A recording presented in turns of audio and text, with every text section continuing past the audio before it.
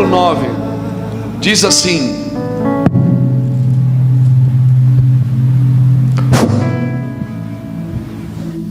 viu?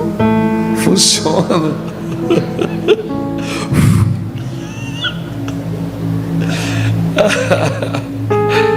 Números 9, versículo 15, diz assim: no dia em que o tabernáculo foi levantado, a nuvem cobriu o tabernáculo sobre a tenda do testemunho, desde a tarde até a manhã. A nuvem estava sobre o tabernáculo com uma aparência de fogo. Assim era de contínuo. A nuvem o cobria de noite, a nuvem o cobria, e à noite havia aparência de fogo. Mas sempre que a nuvem se erguia sobre a tenda, os filhos de Israel partiam do lugar aonde a nuvem parava, e ali os filhos de Israel se acampavam, segundo a ordem do Senhor. Pode baixar um pouco meu retorno aqui, querido, está muito alto, desse microfone aqui, ó. Mas sempre que a nuvem se erguia sobre a tenda, os filhos de Israel partiam, beleza, no lugar onde a nuvem parava, ali os filhos de Israel se acampavam.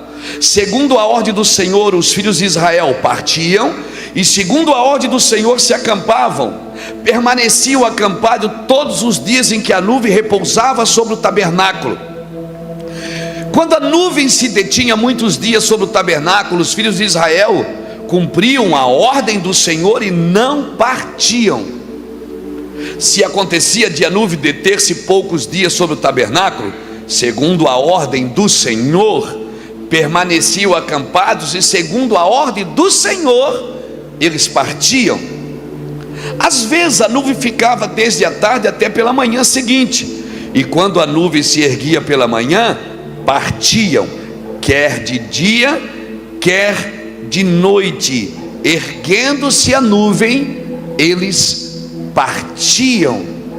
Quando a nuvem se detinha sobre o tabernáculo 2 dias, ou um mês, ou um ano, permanecendo sobre ele, os filhos de Israel permaneciam acampados e não partiam, mas erguendo-se ela, partiam.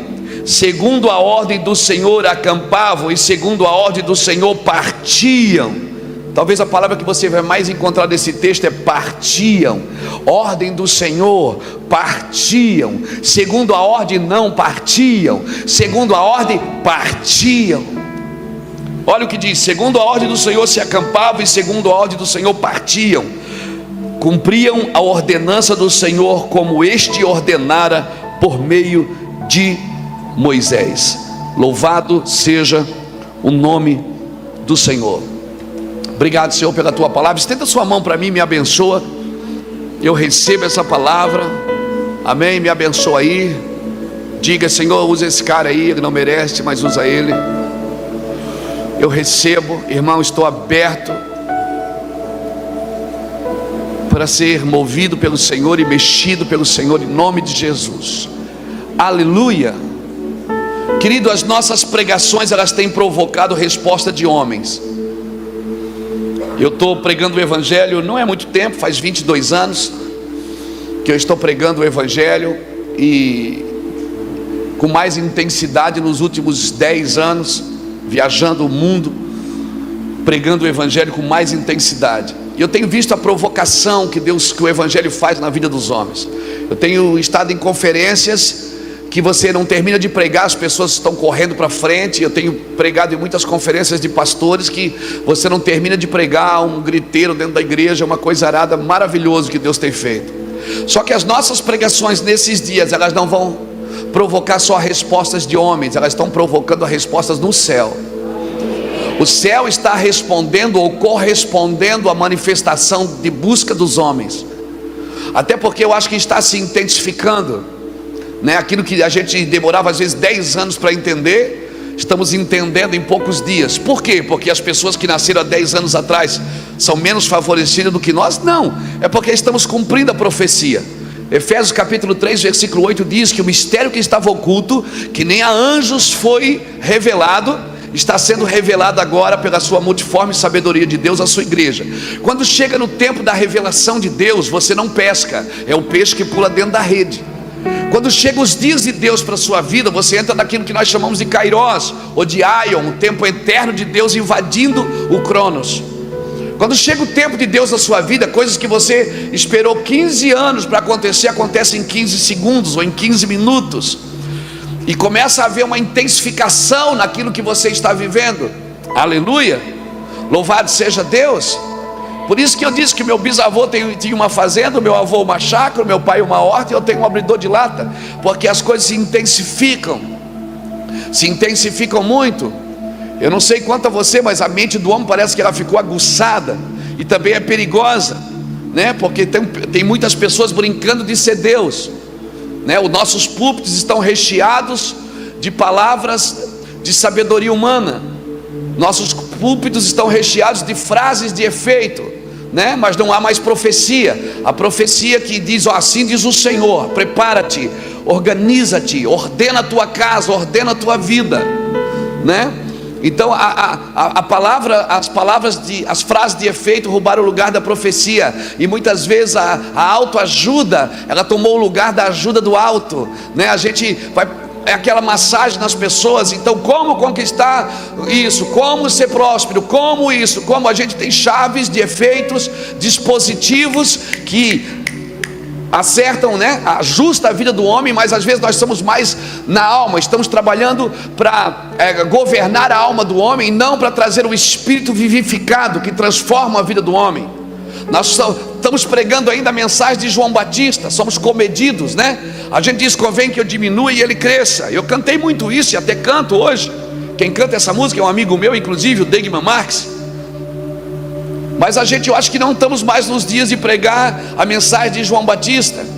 Por quê? Porque João Batista dizia: convém que eu diminua e ele cresça. João Batista diminuiu, mas Jesus começou, e João Batista continuou batizando. João deveria ter parado de batizar quando Jesus entra em cena, e por causa que ele continuou batizando, ele perdeu sua cabeça. Então nós precisamos saber a hora de começar e a hora de parar, a hora de partir, a hora de continuar, a hora de recuar. Eu moro numa cidade beira-mar, amigo, e da minha janela você vê ondas. A onda, por maior que seja ela sempre tem que baixar a cabeça para voltar, para que a outra onda suba por cima dela. Então, por maior que sejam os avivalistas, os avivadores, os animadores, os pregadores, nós sempre vamos ter que uma geração vai sempre recuar para que a outra geração suba nas costas. Aleluia. E eu tenho trabalhado não para que Deus levante uma nova geração, porque se Deus tiver que levantar uma nova geração depois de mim, significa que eu falhei. Eu não quero que Deus levante a nova, eu quero que Deus levante a próxima geração. E por isso eu estou trabalhando para ela. Eu já trabalho para os meus filhos, para as minhas netas. Eu já tenho 51 anos, bem vivido, eu vou viver aí mais uns 50. Quem sabe, não sei. Deus é quem sabe. Então eu não agalgo mais muitas coisas, não. Eu já estou trabalhando para esses jovens, para essas crianças que estavam aqui de joelhos orando na hora do louvor. Eu trabalho para os meninos, para as meninas. Eu estou asfaltando a rua para que eles possam pousar e decolar. Amém? Com mais velocidade. A nossa geração passou muito tempo derrubando, arrancando, destruindo e arruinando. Mas eles não vão precisar fazer isso, eles só vão plantar e edificar. Se eles tiverem pais espirituais, mães espirituais que vão preparar o caminho, eles não vão precisar ter que fazer tudo de novo. Por isso essa geração precisa de pais e mães mentores, líderes que vão mentorear, aleluia, pessoas que vão sair de cena. Eu fiz uma conferência agora, irmão, teve 19 mensagens, eu preguei 2. Todas as outras foi a nossa equipe que ministrou. Por quê? Porque esse é o trabalho do pai. Aleluia, aleluia. Eu não toco mais um instrumento, eu sou maestro. Fica descosta para o povo. Nós precisamos entender isso. Deus está movendo a nossa nação. A gente diz assim, ó: olha, Deus está fazendo algo novo no Brasil. Não é algo novo. Deus sempre fez algo novo no Brasil. A gente agora está entendendo o que Deus está fazendo. Então para nós é novo, para Ele nunca foi novo. Ele faz nova todas as coisas, todos os dias, todas as horas, todos os momentos. Mas nós às vezes temos dificuldade de entender. Amém? Amém? Então nesses dias não estamos pregando só o que estamos ouvindo, mas estamos pregando o que estamos vendo. Não somos o eco, somos uma voz. Qual é a diferença do eco e da voz? É que a voz, ela tem uma fonte. O eco não multiplica coisas que não entendeu. E é terrível você multiplicar coisas que você não entendeu, porque você só multiplica a ignorância. Mas hoje não, nós estamos entendendo algumas coisas, e por isso estamos falando, e elas estão eficazes. Elas não são só eficientes, elas são eficazes. E qual é a diferença do eficiente e do eficaz? É que o eficiente faz tudo bem feito, mas o eficaz faz o que precisa ser feito. Não adianta eu fazer tudo bem feito se eu não faço o que precisa ser feito. Não adianta eu organizar se eu não ordenar. Organizar é uma coisa, é trazer organização para um ambiente, mas ordenar é trazer as prioridades para aquele ambiente. Quais são as prioridades para aquele ambiente? Jesus mandou os discípulos organizar a multidão. Ele disse: organizem de 100 em 100, de 50 em 50. Mas ele pegou o pão e o peixe e foi ordenar, porque a prioridade era dar comida para aquelas pessoas. A prioridade é que eles comessem, mesmo se eles estivessem desorganizados. Mas Jesus disse: olha, organizem, e eu vou fazer a parte que é de Deus, e vocês fazem a parte que é do homem. Se nós fazemos a parte que é do homem, Deus vai fazer a parte que é de Deus. E por isso não é pecado ser homem nesses dias, amém, irmãos? Não é pecado ser gente, ser tu homem, aleluia. Vamos fazer o que Deus nos chamou para fazer. Não é pecado ser gente, pecado é tentar ser Deus diante das pessoas e não um homem, aleluia.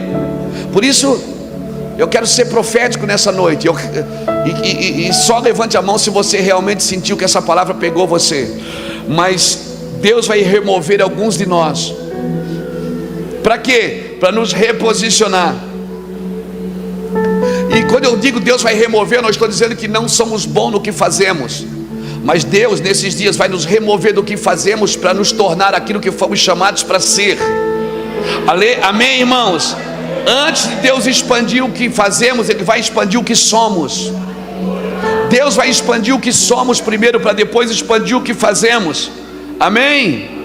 Aleluia. E para isso eu preciso entender o tempo que eu estou vivendo, o tempo e o modo que eu estou vivendo, porque para cada tempo existe um modo de fazer. Aleluia. Para cada tempo existe um modo de fazer. Eclesiastes fala isso no capítulo 8, versículo 5. Ele diz: há um tempo e um modo para todas as coisas debaixo do céu. Não adianta só eu saber o tempo de fazer, eu tenho que fazer o modo certo de fazer. Tem um modo certo de fazer. Davi, quando foi trazer a arca para Jerusalém, era o tempo certo de fazer? Era, mas fez do modo errado. Botou a arca em cima de um carro de boi. O que é que aconteceu? Uzá morreu no caminho. Tinha alguma coisa errada? Tinha, a movimentação. Então Deus nesses dias está mexendo na nossa movimentação, não é na nossa essência. Aleluia. Amém. Louvado seja Deus. Nós precisamos entender que quando muda o tempo, muda o modo. Quando o povo estava no deserto, Deus disse: não junte maná, coma e deixa o resto aí, só pega o que você aguenta comer. Mas quando Jesus multiplicou os pães, Ele disse: junte tudo, para que nada se perca. Quando muda o tempo, muda a palavra. Mudou a palavra, muda a movimentação. Mas nós não, às vezes nós pegamos uma verdade de 20 anos atrás e continuamos nos movendo nela. Amém? Amém, irmãos? Os meus avós iam para a sinaleira da folheto, eu vou para a internet botar vídeo. Por quê? Porque mudou a forma de fazer. Mudou o tempo, mudou a forma. Porque o tempo tem a ver com o profético. São os profetas que abrem as janelas do tempo. Mas o modo tem a ver com os apóstolos, porque é a forma de fazer. Você vai ver na Bíblia todos os profetas lidando com janelas. Daniel abriu uma janela, não abriu uma igreja na Babilônia. Lembra quando o rei foi procurar? Jeoás foi procurar Eliseu. Eliseu disse: abra a janela e lance as flechas. Profeta sempre está ligado às janelas, mas apóstolo está ligado a portas. Lembra quando Paulo disse: foi-me aberta uma porta em Éfeso? Porque o profeta, ele tem a ver com a visão, o apóstolo tem a ver com a execução. Por isso que todo profético, ele precisa ser pastoreado, e todo apóstolo precisa do profético, porque senão ele vai construir seu império, não vai apostolar. Alô? Você está entendendo isso? Está compreendendo? É muito importante que você compreenda, que você entenda, porque eu só desfruto o que eu entendo. Amém? A igreja está cheia de pedintes porque as pessoas não entendem quem elas são. Estamos fazendo campanhas para ganhar coisas que já são nossas por herança, mas não temos uma mentalidade de herdeiro. Não temos uma mentalidade de herdeiro, temos uma mentalidade de pedinte. Aleluia, nossas Bíblias estão cheias de envelopes, de campanhas para ganhar coisas que já são nossas, mas não nos posicionamos como autoridade. Pastor, mas isso não é soberba? Não. Humildade não é pensar menos de si, é pensar menos em si. Você pode ser humilde e pensar nos outros. A autoridade é para os outros. Deus nunca colocou um homem sobre outro homem. A autoridade sempre é em favor de pessoas, não sobre pessoas. Deus não deu a igreja para pastores, Ele deu pastores para a igreja. Deus nos deu para a igreja, nós somos do corpo. Mas eu sou cabeça lá em casa, às vezes é só um cabeção grandão. Não entende o que é autoridade. Quando a Bíblia diz que o marido é o cabeça da mulher, está dizendo que ele exerce autoridade em favor dela, não sobre ela. Olha a cara das irmãs, elas ficam felizes. É sempre a autoridade em favor do outro. Por isso aquele disse que ele disse o que? Aquele que muito é dado, muito será cobrado. Porque o que você está fazendo com a autoridade que você recebeu? Ou você está praticando justiça, ou está subjugando as pessoas?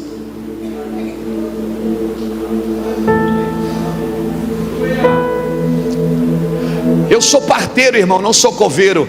Eu vim para trazer pessoas para a vida, não enterrar sonhos.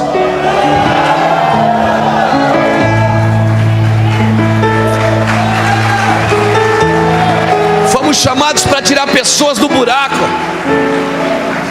Não adianta eu pregar sermão se eu não sermão. Pegou? Não adianta sermão ser e não sermão. Aleluia.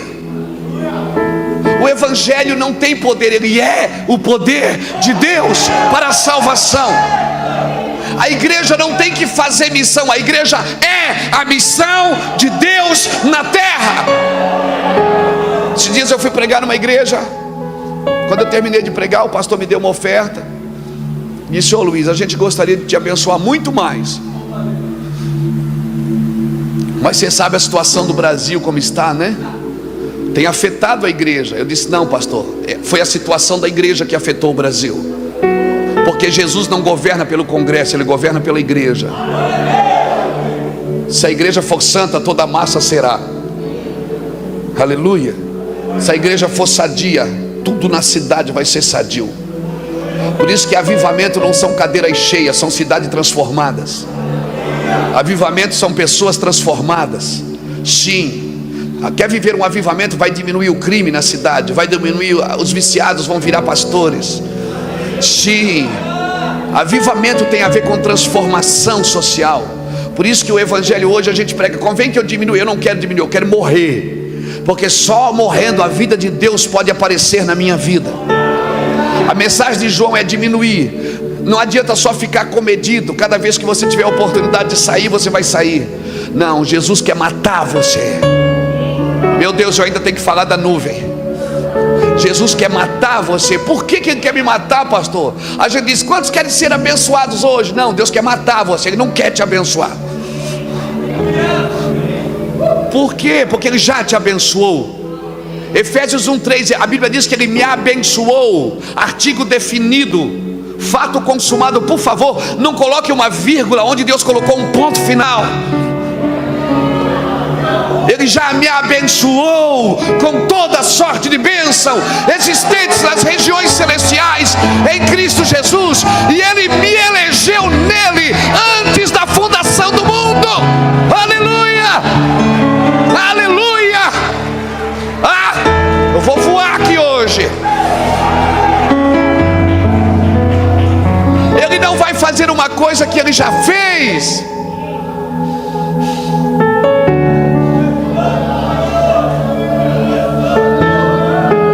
Ele quer te matar para você entender o que Ele está dizendo.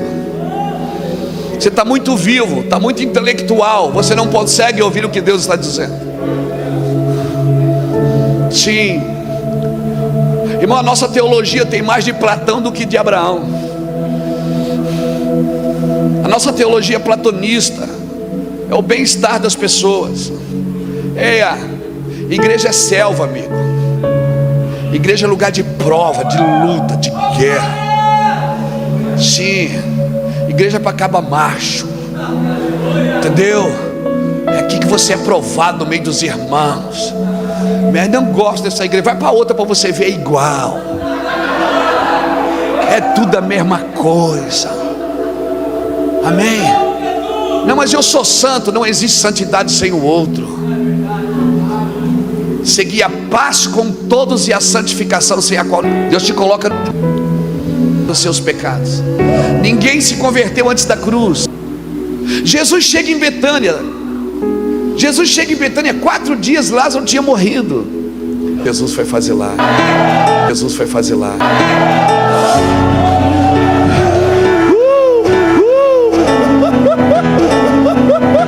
Deus investe tratando Deus como um supridor, não como um pai de destino.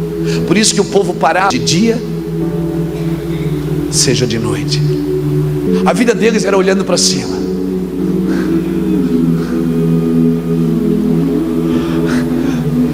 Mas eles não olhavam para a roupa, não precisava, ela crescia junto. E a comida, ela caía. E o sapato crescia junto com o pé. E a água.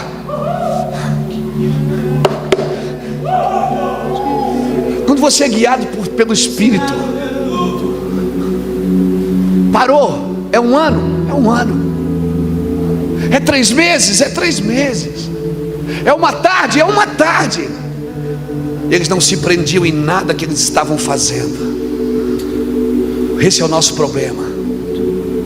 Nós plantamos uma vinha e nos embriagamos dela.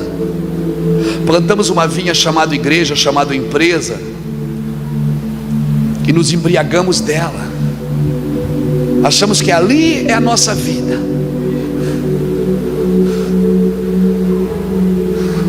Não, mude a sua ótica.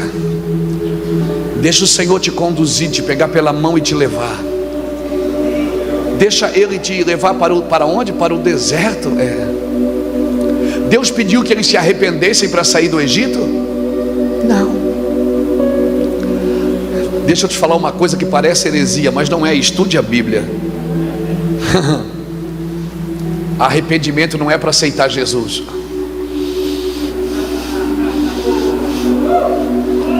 É para entrar no reino. Por isso que ele diz: arrependei-vos, porque está próximo o reino. Para aceitar Jesus é fé. Crê no Senhor Jesus, que se com tua boca confessares e com o teu coração creres, você não precisa nem se arrepender para aceitar Jesus. Daí o que eu faço? Daí você vai para o deserto chamado igreja. Aí na igreja você tem que se arrepender, porque aqui tem água, aqui é o fogo, aqui é a coluna de fogo, aqui é a água, aqui é o alimento. É na igreja que você ouve o evangelho e diz: Senhor, eu me arrependo, essa palavra falou comigo. Mas não, quando a gente diz: essa palavra falou comigo, a gente anota para pregar para outro. A gente não deixa a palavra gerar arrependimento na gente. Sim, a nuvem é a aprovação de Deus. Por isso que não dá para estar num lugar sem a nuvem, porque o povo não seguia Moisés, ele seguia a nuvem.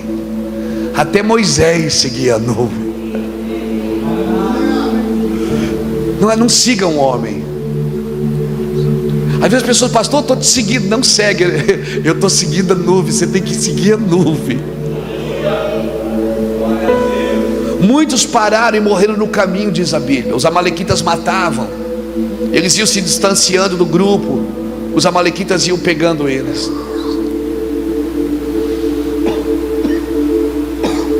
Sem a nuvem você não tem o que seguir. A nuvem é a aprovação de Deus. Aleluia. Por isso não adianta você estar num lugar sem nuvem. A gente fala muito de prioridade, mas o que é prioridade? Prioridade é manter a prioridade como prioridade. A prioridade é Jesus. Aleluia, aleluia, aleluia. Você passa a vida inteira trocando a lâmpada, você tem que trocar o disjuntor. Porque está dando queda de energia, porque há sobrecarga. É lá na sobrecarga que você tem que tocar. É a sobrecarga que está tirando a energia do ambiente, que está queimando as lâmpadas no ambiente. Diga para o irmão que está do seu lado: troca o disjuntor, mano.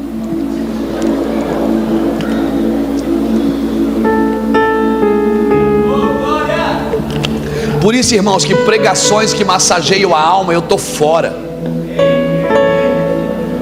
Estou fora. Pregações, elas têm que trazer um espírito vivificado sobre você. Nós queremos melhorar a velha criatura, quando Deus quer matar a velha criatura. Deus nos transforma pelo espírito vivificado. Pastor, mas eu não entendi. Fique tranquilo. O que o seu entendimento não conquista, não alcança, a sua obediência conquista.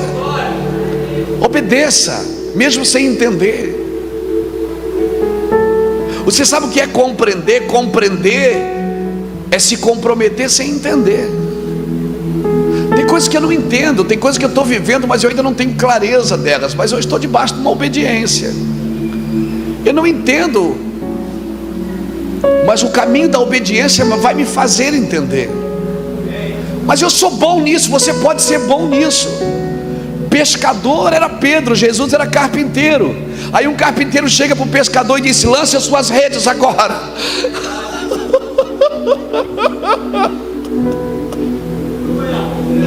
O problema é esse, é que se foge da sua habilidade, você não responde.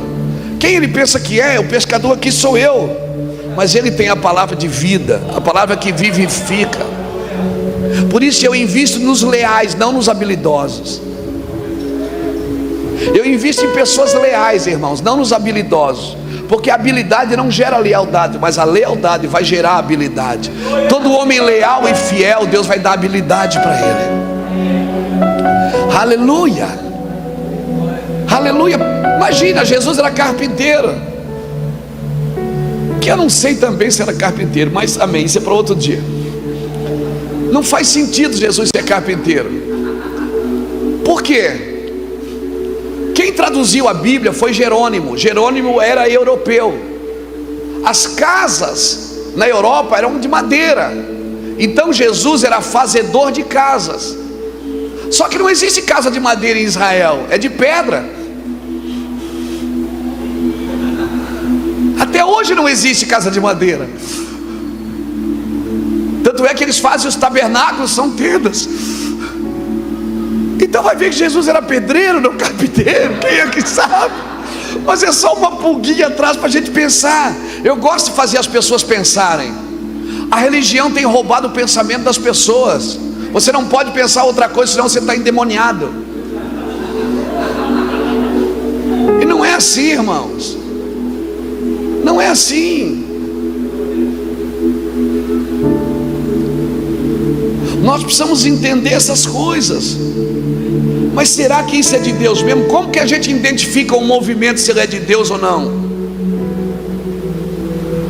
Se ele está se movendo profeticamente, ou seja, se ele está trabalhando para esperar os próximos dias, então é um movimento profético. Se não, é só uma igreja que trabalha de domingo a domingo. Eu estou trabalhando hoje esperando aquilo que está por vir. Aleluia. Estou me organizando por aquilo que está por vir. Irmãos, imagina, Deus aparece, fala com Noé e diz: Noé, constrói um navio, um barco. Imagina, nunca se viu um barco, nunca choveu. Deus não ficou tendo que vir todo domingo no culto falar com Noé. Ele falou uma vez só. E por 100 anos Noé trabalhou por uma palavra. E a Bíblia diz que 8 pessoas entraram na arca: Noé, sua esposa, seus 3 filhos e as suas 3 noras. Eles já eram casados. E por 100 anos Deus cerrou a madre delas. Elas não tiveram filhos. Por 100 anos elas não engravidaram. Por quê? Porque Deus estava coletivizando o propósito. E quando Deus está coletivizando o propósito, Ele não permite que você gere alguma coisa para você mesmo. O que Deus está fazendo no Brasil é uma coletividade. O que nós estamos vivendo aqui hoje, pastores, é uma coletividade. Um pastor de uma igreja, amém, chama outro pastor que empresta a igreja para ele fazer um evento, amém. É assim. Você congregava aqui e congregava aqui antes. Só a religião não entende isso, irmão. É difícil entender uma coisa dessa, pastor. Mas nos nossos dias, Deus está coletivizando o propósito. Imagina, pastor Leandro congregava aqui, saiu, começou um ministério. Agora traz o pastor dele na igreja que ele congregava antes, para o pastor dele abençoar. Ah, meu Deus, que doideira é essa? Sabe o que é isso para mim? Isso é poder de Deus, irmãos. Isso é evangelho do reino. Eu quero declarar Jundiaí, Várzea. É Várzea, como é que é? Eu não estou entendendo nada. Várzea Paulista. Jundiaí, Várzea Paulista não vai ser mais o mesmo. Hoje Deus vai virar uma chave nas regiões celestiais e vai começar a acontecer coisas de reino, sinais nos céus e na terra. Aqui em Jundiaí, grava isso, porque Deus vai dar sinais nos céus e na terra, confirmando o que está acontecendo aqui nessa noite. Aleluia!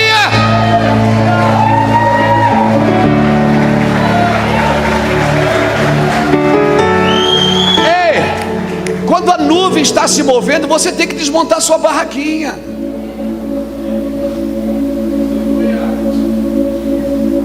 Quando a nuvem está se movendo, você tem que desmontar sua tenda.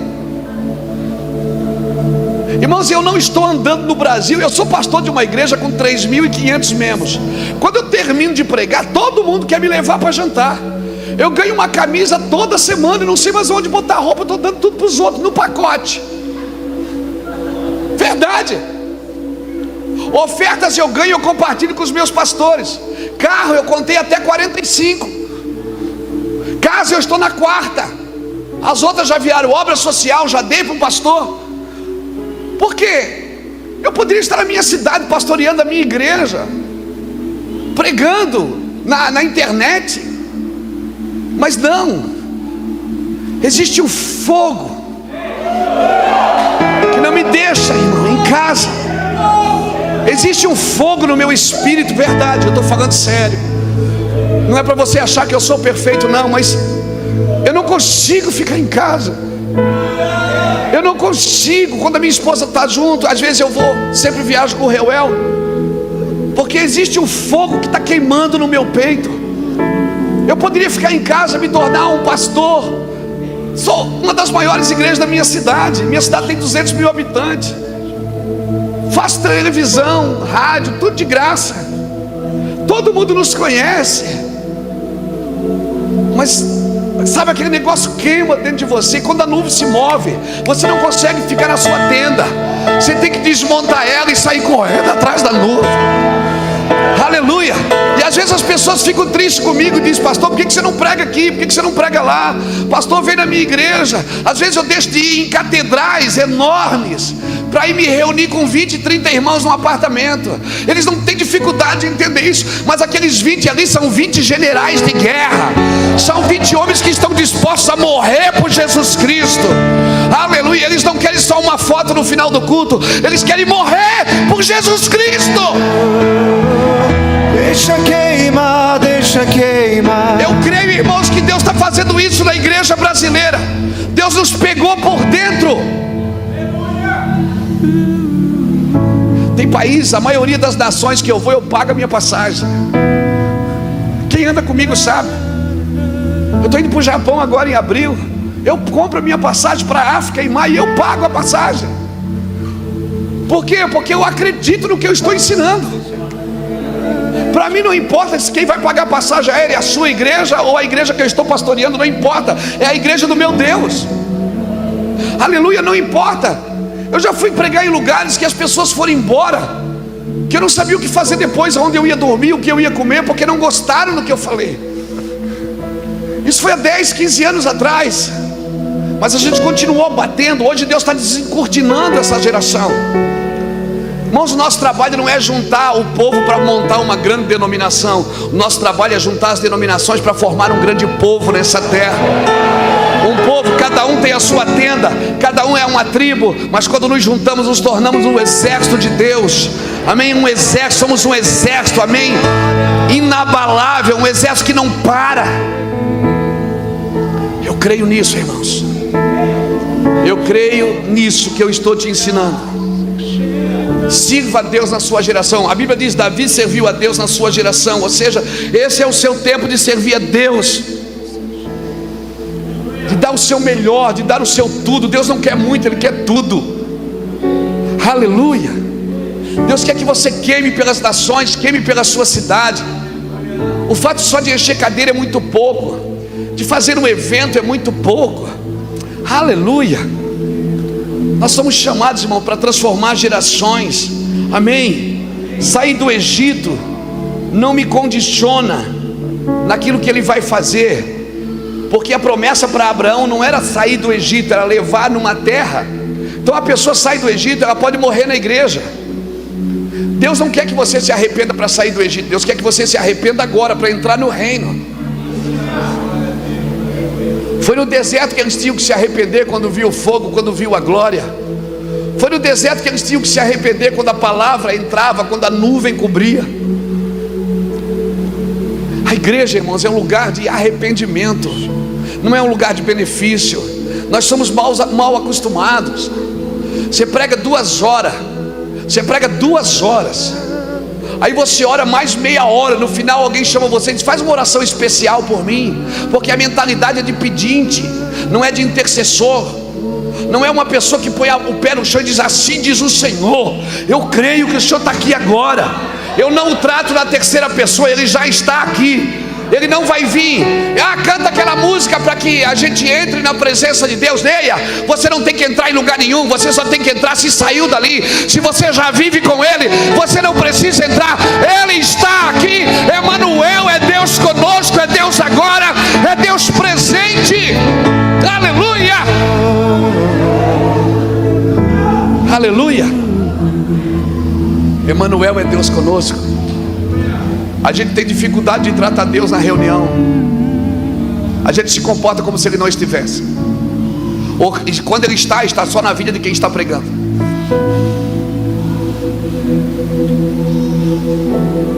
Quando Deus fala no Sinai, em Êxodo 20, versículo 18, o povo diz: fala tu, Moisés, e ouviremos, mas não fale Deus, para que não morramos. A gente sempre prefere que algum coadjuvante tome o lugar de Deus para falar, para a gente não morrer. Mas Deus está vindo para o Brasil, irmão. Escute o que eu estou te falando, anota isso. A nação brasileira está sendo sacudida. Deus vai abalar tudo que pode ser abalado, para que o inabalável permaneça intacto. Eita, você vai ver muita coisa boa se levantando. Você vai ver muita coisa boa sendo erguida por Deus. Amém? Amém? Jovens, ministros jovens, ouçam os vossos pais espirituais, ouçam as vossas mães espirituais, sentem à mesa com eles. Amém? Aleluia. Deus não vai matar uma geração para tirar outra, para outra entrar, não. Fique tranquilo. Nós vamos passar o bastão para a sua geração, em nome de Yeshua. Nós vamos passar o bastão para a sua geração. Aleluia. A gente tem dificuldade de às vezes tratar Deus na reunião. Jesus está aqui, amado. Já é uma realidade. Senhor, me toque. Ele diz: ô cabeção, eu moro em você. Você quer só um toque? Eu já moro aí em você, eu habito em você. Mas Senhor, vem com o teu reino. Ô cabeção, Lucas 17, 20, a Bíblia diz o que? Muitos dirão: o reino está aqui, o reino está ali. Ele diz: não acreditem, porque o reino está dentro de vós. Então o que é que eu faço? Coloca para fora o que Deus colocou para dentro. Sabe do que Jundiaí precisa, a Várzea Paulista precisa? Não é de mais uma igreja evangélica, é alguém que manifeste o reino de Deus. É alguém que põe o reino para fora. Alguém que diga: é chegado o reino de Deus. Agora o reino de Deus é a vontade de Deus prevalecendo, não a vontade de uma denominação. Venha teu reino, seja feita a tua vontade aqui na terra como é no céu. Sim. Reino de Deus é o governo de Deus. Não é a meritocracia, ou seja, eu não trabalho por méritos. Eu tenho que fazer alguma coisa para me sentir aceito, não. Reino de Deus não trabalha por resultados, porque não tem, o resultado é um só. Quando o reino se estabelece, ele depõe contra os governos da terra. Todo governo da terra, o pé é de barro, amigo. A pedra que foi cortada vai dar nesse pé de barro, e o novo governo vai ser estabelecido. O governo de Yeshua, que não terá fim. O Senhor falou isso para Maria, Gabriel falou isso para Maria: olha, você vai gerar o Filho de Deus e o governo dele não vai ter fim. Então não adianta você querer fazer conchavo com o governo do céu, com o governo da terra. Quando o governo do céu vem, ele depõe contra dois governos: o governo religioso e o governo político. Se há injustiça, o governo dos céus traz justiça. Se há idolatria, o governo dos céus traz um só Deus. Ele coloca um Deus no centro, não um pregador. Olha para cima, porque a nuvem está se movendo. A nuvem está se movendo. A nuvem é a aprovação de Deus. Por isso, irmão, eu não consigo pregar sem a nuvem. Por isso que eu não consigo me mover sem ela. Eu trabalho para que ela venha. Eu não me movo por agenda, eu me movo pela nuvem. A nuvem sopra, então eu vou atrás dela. Por quê?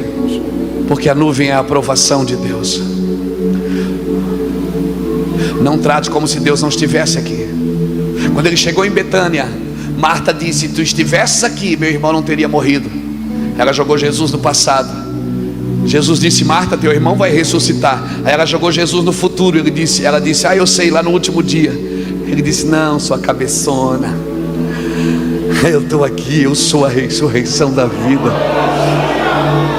É agora. Cutuca alguém aí que está do seu lado, diga: é hoje. Diga: a chave pode virar aí dentro hoje. O entendimento pode chegar hoje. A cura pode ser agora. É agora, é agora, é agora, é agora, é agora, é já. Sim, Emmanuel, é Deus presente, é Deus conosco. Pastor, mas o evangelho é difícil de entender. Claro que é doideira, cara. Claro que é doideira. E você quer levar o evangelho arrumadinho, você não consegue. O evangelho é loucura. E por que é loucura? Porque o Criador veio morar dentro da criatura. É loucura porque o Criador veio morar dentro da criatura. E a teologia não suporta uma coisa dessa. Não dá pra entender uma loucura dessa, cara. Como o Criador de todas as coisas veio morar dentro de uma criatura como você? Não tente dominá-lo. Ele não é um leão de circo que nasceu para divertir pessoas. Ele é indomável, cara. Você tem que deixar ele fluir. E quando ele flui, ele põe tudo no lugar. Sim, a família vai para o lugar, os negócios vão para o lugar. Tudo vai para o lugar quando ele flui. João capítulo 12, versículo 24. Eu tô doido aqui, cara.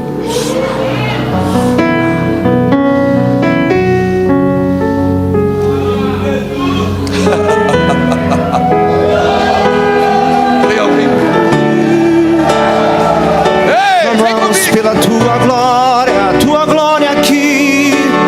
Enche-me com a tua glória. Quero ver tua nuvem de glória. Eu não posso viver sem a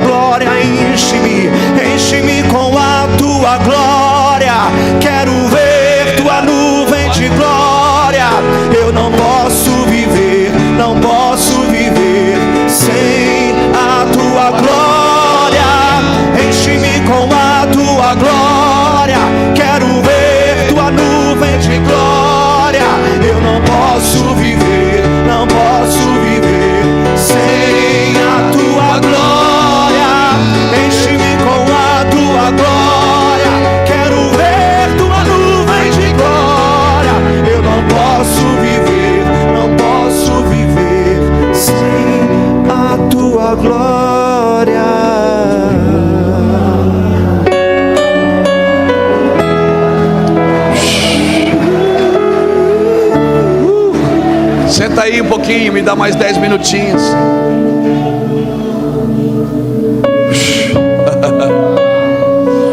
Tem que ser loucura mesmo, cara.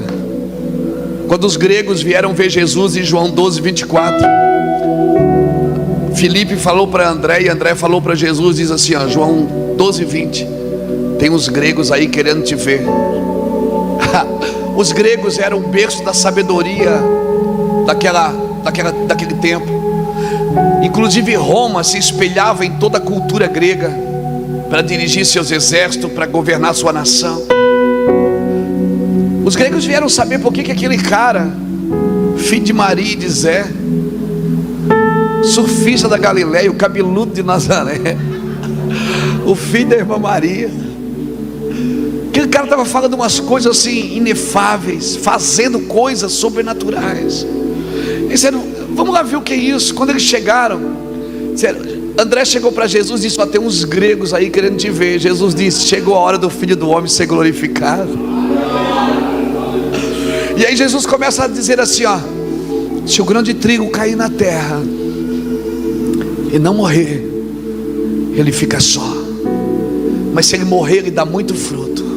Jesus estava dizendo o seguinte, André, vai lá e diz para os gregos que se eles não morrerem, eles não vão entender o que eu estou dizendo e fazendo. Eles estão vivos demais, eles não vão compreender, porque isso é incompreensível, irmãos. Todos os deuses do Egito que eram adorados, Deus transformou em pragas. Por que ele abriu o mar vermelho? Porque na cultura da época, Leviatã, eles temiam o mar vermelho, eles temiam os demônios do mar, os monstros do mar. Deus vai lá e abre o mar para deixar claro uma coisa. Leviatã era venerado no mar vermelho. Jesus diz o que? Deus faz o que? Ele abre o mar para deixar claro uma coisa: quem governa ali. Quando Jesus anda sobre as águas, ele estava mostrando quem governa sobre a criação. Quando ele tira a moeda da boca de um peixe, ele está dizendo quem governa a economia. Cara, você precisa ficar atento nos sinais. Por isso que toda movimentação da igreja tem que ser por autoridade, para mostrar quem governa. E quem governa é Ele. É Ele quem governa, mas ninguém governa. Todos nós somos como luvas na sua mão, que Ele põe a mão dentro e interage conosco. O Evangelho do Reino, irmãos, aleluia. Jesus não fez demonstração de autoritarismo quando curou enfermo, multiplicou comida. Não, ele só estava mostrando quem governa.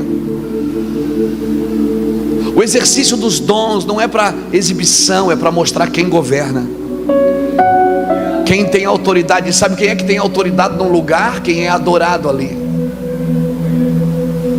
Sabe quem tem autoridade num ambiente? Quem é adorado naquele ambiente. Por que você acha que Deus pede adoração para você? Deus precisa ser adorado? Não. Se você adora Ele, é Deus. Se você não adora, Ele continua sendo Deus. Então para que Ele pede uma coisa que Ele não precisa? Porque Deus sabe que você fica parecido com tudo que adora.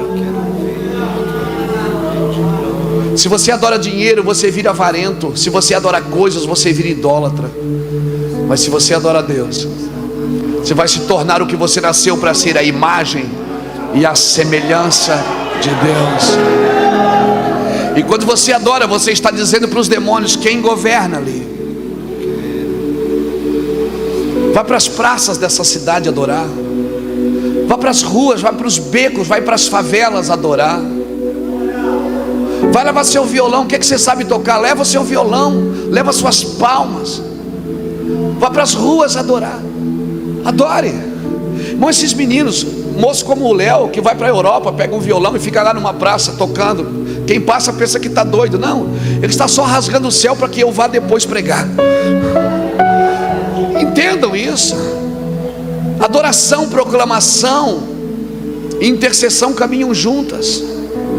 Sabe como é que se vence Amaleque? Porque a Bíblia diz que nós vamos ter guerra contra Amaleque de geração em geração. Moisés disse para Josué: Josué, vai lá guerrear, porque eu vou subir ao monte e a vara do Senhor vai estar nas minhas mãos. A Bíblia diz que quando Moisés levantava a mão, em João 17, em Êxodo 17:8, quando Moisés levantava as mãos, Josué prevalecia lá embaixo. Quando Moisés cansou, eles sentaram ele numa pedra, Arão segurou de um lado, Hur do outro. Fala de intercessores, adoradores e proclamadores. São equipes proféticas que vencem na cidade. Por isso a igreja não deveria ter um grupo de intercessão, todos deveriam interceder. A igreja, vamos chamar o grupo de adoração para adorar, todos são adoradores, com instrumento ou sem instrumento. Quem vai pregar? Todos deveriam pregar, porque nós somos chamados para pregar o Evangelho. Quando esse grupo se junta, irmão, adoradores, intercessores e proclamadores. Por que você acha que Jesus chegou na terra e levantou 3 homens para andar perto dele? Pedro, Tiago e João. Pedro foi o que começou a igreja, o proclamador. João era o adorador e Tiago morreu por ela, intercessor, para mostrar para a terra o que acontecia na eternidade. Deus começa a obra, o Espírito Santo termina a era e Jesus morreu por ela. A terra sempre é a manifestação do que acontece na eternidade. Por isso que quando eles fizeram o tabernáculo, Deus disse: Moisés, sobe aqui, faz tudo como tu viste aqui no monte. Depois lê Êxodo 25:35. Por que a nuvem veio para o tabernáculo? Porque eles fizeram o tabernáculo exatamente como Deus pediu. Deus só trabalha nas medidas dele, não nas suas. Deus não nos dá uma procuração em branco para a gente fazer o que quer. Às vezes até quando estamos ministrando, né, Reuel? Às vezes o Reuel puxa uma música e diz: essa não, porque estamos numa guerra aqui. Às vezes eu prego por causa da música que ele cantou. Ele não está ali fazendo fundinho para ficar melancólico. Se eu quisesse fundinho, eu trazia um CD que custa muito mais barato que o Reuel e come muito menos do que ele. Nós estamos aqui, irmão, tentando deixar o ambiente melancólico para você chorar. Estamos aqui numa guerra. Estamos aqui cumprindo o que diz a Bíblia no Salmo 144. Quando Davi dizia: bendito é o Senhor que adestra as minhas mãos para a peleja e os meus dedos para a guerra. Davi usava 2 instrumentos de batalha, uma espada e uma harpa. Quando Davi guerreava com homens, ele pegava uma espada. Quando ele guerreava com demônios, ele soltava a espada e pegava a harpa. Por isso que ele dizia: bendito é o Senhor que adestra as minhas mãos para a peleja e meus dedos para a guerra. Eu estou aqui com a espada guerreando com as almas dos homens, e ele está ali com os dedos na guerra, guerreando com os demônios que vêm tentar roubar essa palavra antes que ela chegue no seu coração. Estamos aqui numa guerra. Se todo músico entendesse o que é um instrumento na sua mão, não cobrariam para ir nas igrejas cantar e pregar. Se todo intercessor e adorador e proclamador entendesse o que era uma arma de guerra, o que é uma carta viva, o que é um instrumento, um acorde. Entenda, a música tem a ver com Deus, foi Ele que criou. A música também é tricotônica, espírito, alma e corpo. Harmonia, melodia e ritmo. A harmonia do seu espírito, a melodia da sua alma e o ritmo é do seu corpo. Deus que criou para você se movimentar nela para Ele, não para você.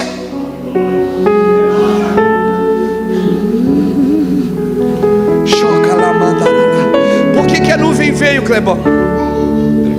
Olha o que nós lemos. Depois que eles terminaram o tabernáculo, a nuvem veio. Sabe por que a nuvem veio? Porque o tabernáculo estava pronto, e o tabernáculo tinha as medidas de que Deus mandou. Deus disse: faz tudo como vocês viram. Se nós não trabalharmos na medida de Deus, a nuvem não vem. O que vem é animação, o que vem é exibicionismo, mas a nuvem não vem. A nuvem só vem se a gente andar nas medidas que Deus nos deu. Sabe por que a arca de Noé não afundou? Porque ela foi feita nas medidas de Deus e ela não tinha leme. Noé construiu, mas não dirigiu. Quem dirigia? Oh, quem dirigia? Oh, quem dirigia? Quem dirigia? Quem dirigia era o céu que dirige. Você pode construir qualquer coisa para o Senhor, mas não é você quem dirige. Quem dirige é o céu.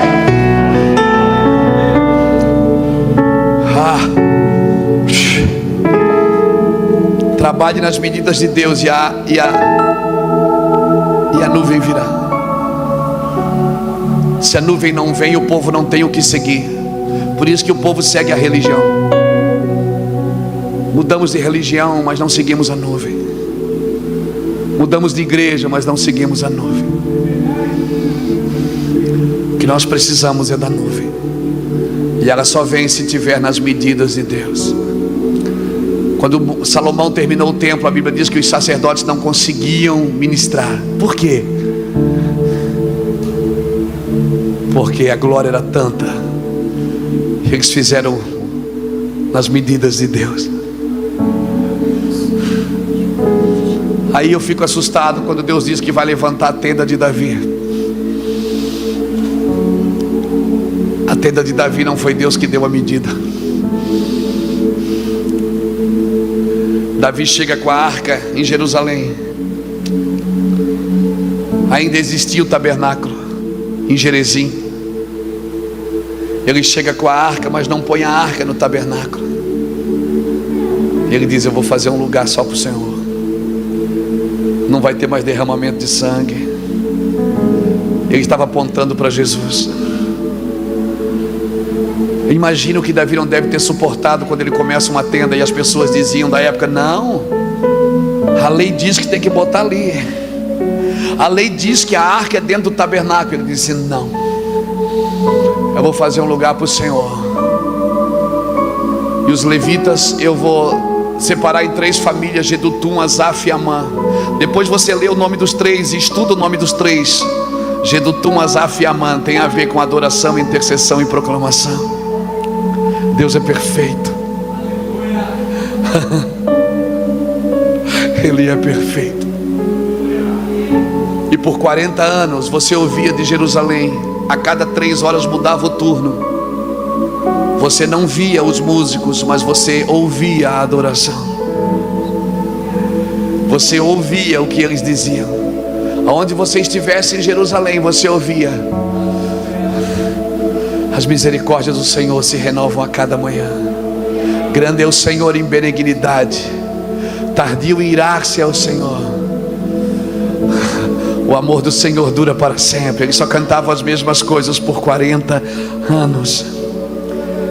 Aí sabe o que acontece lá em Amós? Deus disse: eu estou com saudade. Eu vou levantar a tenda de Davi que está caída. Eu vou restaurar as suas ruínas. Sabe o que Deus está dizendo? Eu dou as medidas para vocês até vocês entenderem.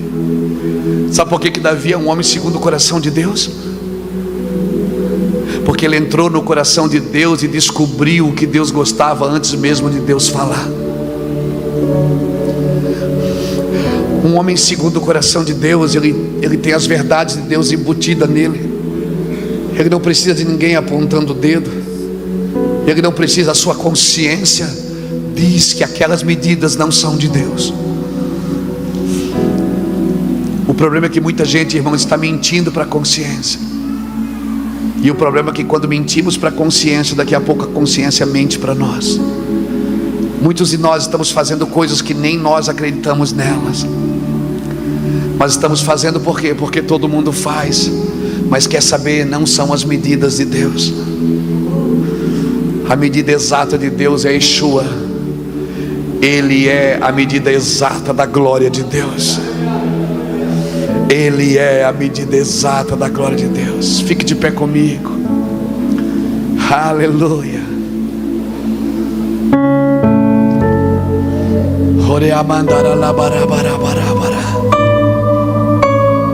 Deixa eu perguntar uma coisa para você.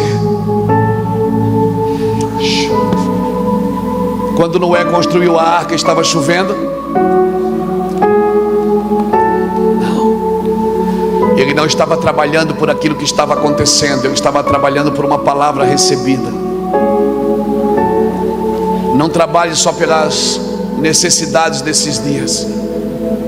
Igreja ela não existe para suprir a necessidade das pessoas, ela para investir na necessidade. Necessidade você supre. A igreja existe para trazer as pessoas para o seu propósito, trazer a vida de Deus, a zoe de Deus, a vida plena, trazer o evangelho do reino que está embaixo, que está dentro.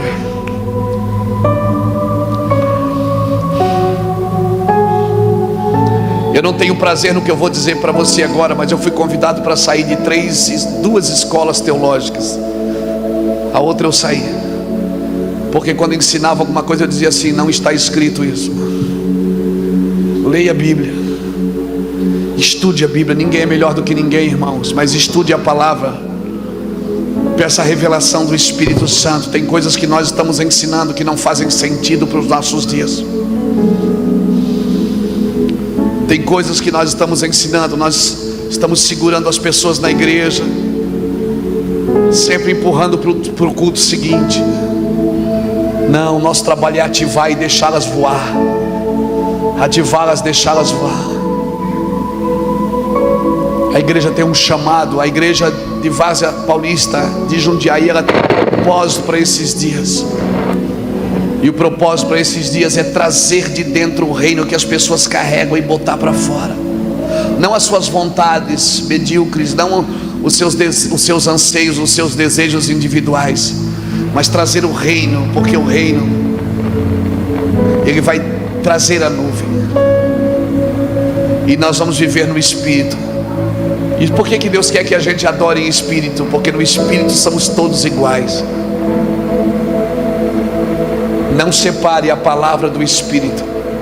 Tem gente que diz: aquela igreja é a igreja da palavra, aquela lá não, aquela lá é mais pentecostal, é do Espírito. Não separe a palavra do Espírito. Jesus disse: a minha palavra é Espírito e vida. Palavra e Espírito caminham juntos. O Espírito é liberado pela palavra. O Espírito pairava sobre as águas até Deus dizer: haja luz, e houve luz. Eu quero orar por você, e eu vou ser franco no que eu vou dizer. A minha oração é que Deus cause uma confusão no seu interior, para que você se ache em alguns lugares em Deus que você se perdeu. A minha oração para outro grupo também é que Deus organize o seu interior e sincronize com a sua mente, para que você entenda os dias que estão por vir e comece a construir e trabalhar por eles. Quantos aqui acreditam que Jesus vai arrebatar a sua igreja? Quantos aqui acreditam que Jesus está voltando? E por que não estamos trabalhando para que Ele volte? Se nós acreditamos nisso, trabalhamos às vezes pelo nosso interesse e não pelo dele. Trabalhamos pelos nossos anseios, não pelo dele, pelas nossas vontades e não pela dele. Eu sei que Ele está voltando, e você sabe também.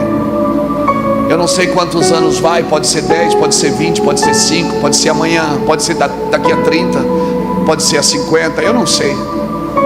Eu creio que é breve. Mas vamos trabalhar para que Ele venha. Vamos tocar as pessoas, vamos ministrar com elas, vamos trazê-las para a vida. Sai do seu lugar, querido, vem aqui na frente, me deixa orar com você.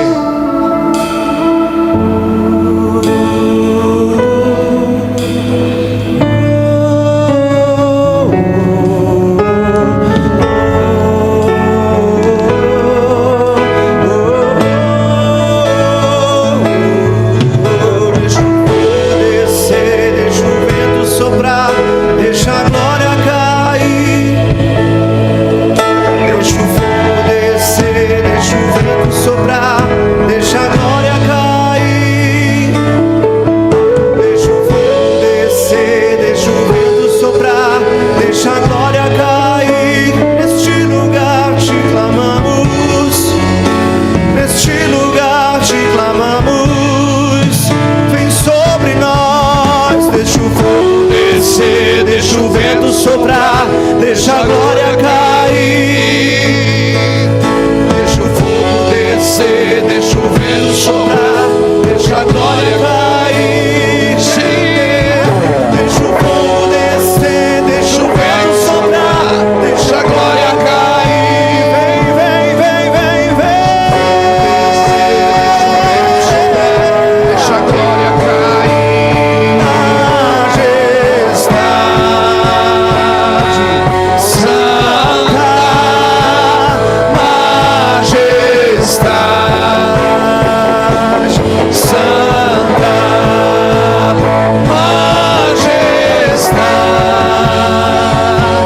santa, majestade santa, majestade santa. Oh, oh,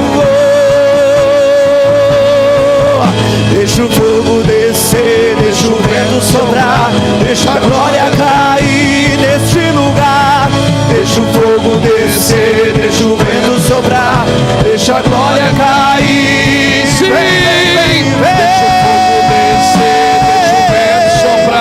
Deixa a glória cair. Deixa o fogo descer, deixa o fogo descer, deixa o vento soprar, deixa a glória cair. Majestade santa, majestade santa, majestade santa, majestade santa.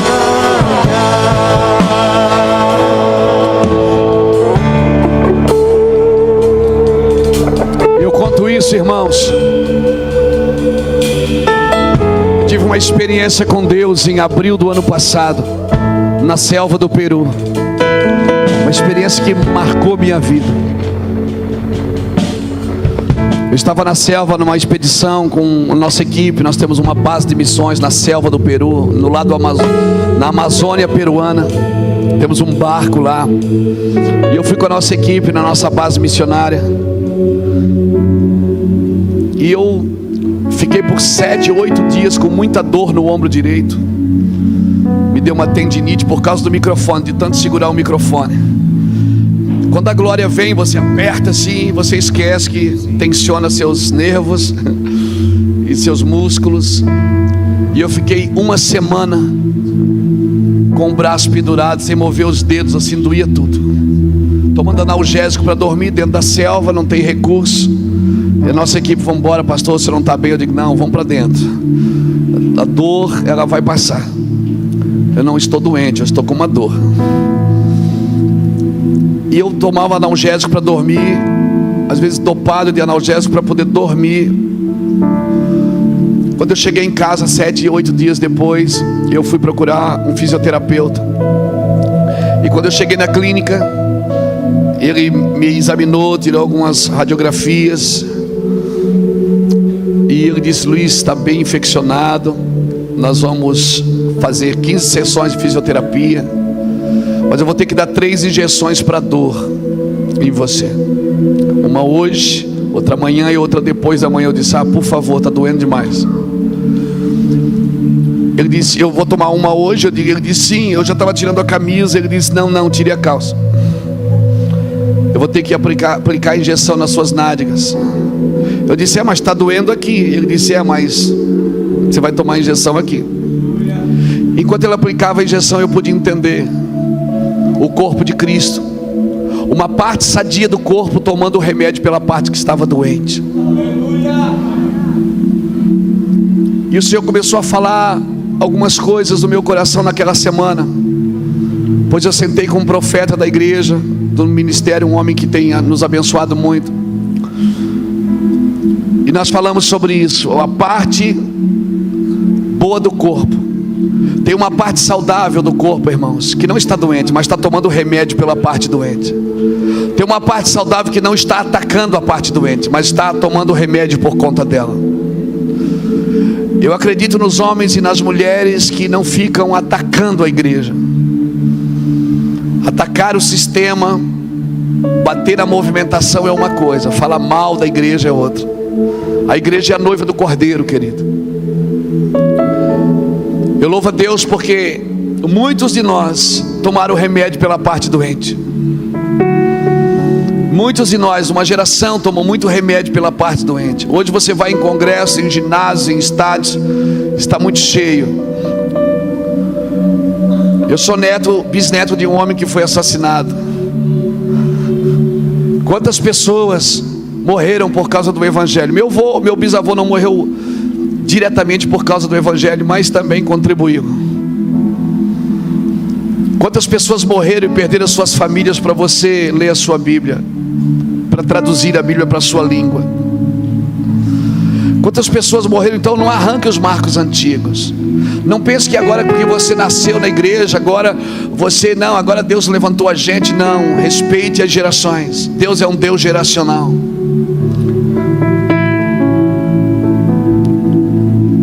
Deus, quando chama Salomão, Ele diz: olha, eu vou te dar uma sabedoria que nenhum outro homem teve, mas faz tudo comerá reto como teu pai Davi.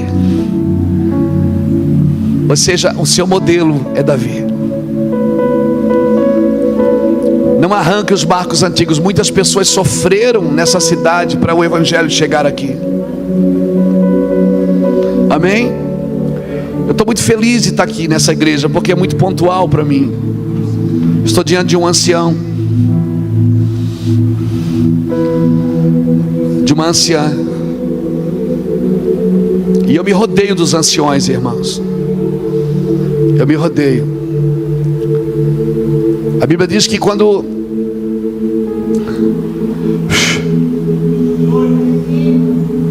aquela mulher adúltera foi pega em pecado e foi levada para Jesus, todo mundo queria apedrejá-la, e Jesus disse: atire a primeira pedra quem não tiver pecado. A Bíblia diz que as pedras começaram a ser soltas dos mais velhos ao menor.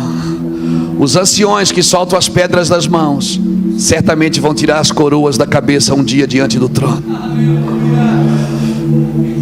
Anciões que ainda carregam pedras nunca vão tirar a coroa da sua cabeça. Eu estou profeticamente nessa igreja hoje. Agora me deixa ser profeta.